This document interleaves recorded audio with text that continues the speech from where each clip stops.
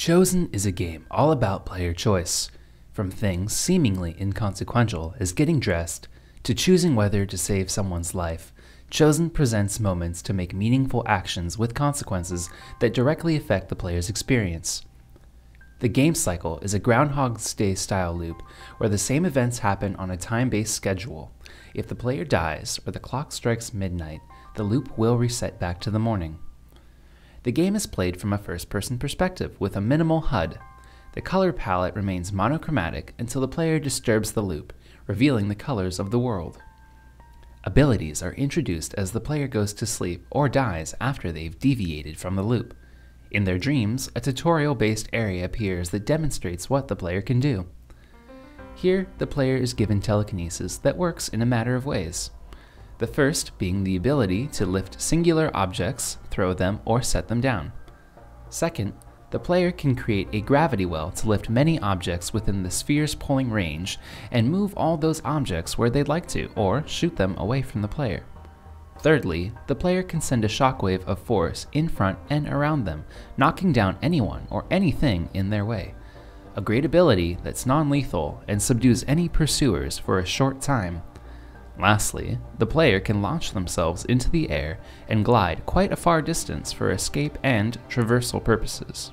The forces working against the player are the FBI, who show up based on the chaos that the player causes.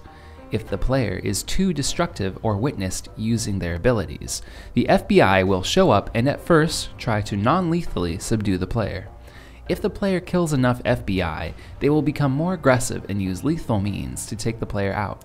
The player is also left to decide on smaller actions, like eating food, sitting down, going to sleep, and saying yes or no to NPCs. These actions make up the ebb and flow of the moment-to-moment loop. They are responsible for maintaining the order of the loop, and when they are fought against, it sends the player into their power state, thereby activating their psychic abilities. When the player activates their power, it sends nearby NPCs into a panic state from whatever previous state they were in, regardless of the situation. Certain moments will present themselves where the player can use their abilities to alter situation's circumstances. These moments are where the player must think critically so that they may find more clues to the overall objective of finding memory shards. These are fragments of memory. They are physical manifestations of what the player character's memory used to be before the loop event began. They are scattered around the map, and key interactions with NPCs and the world will lead the player to their locations. A dangerous mission, but necessary to experience the finale. As the player progresses, they'll want to skip ahead to a scene they've previously been to. To do so, they'll need to recover VHS tapes scattered throughout the game in their respective areas. All they need to do then is insert the tape into their VCR in the beginning or morning phase, and the game will skip to that part of the loop for convenience and experimentation. The greatest risks are shown in the design itself, where all interactions should be accounted for and how they will affect the loop. Planning and looking at each moment on paper will greatly help the overall development of the game. Once all the planning is complete, then the team will need to focus on the gameplay aspects, making the telekinesis feel fun and responsive. Once the world map is ready, then all that's left is getting the scenarios working on a time schedule with their deviations.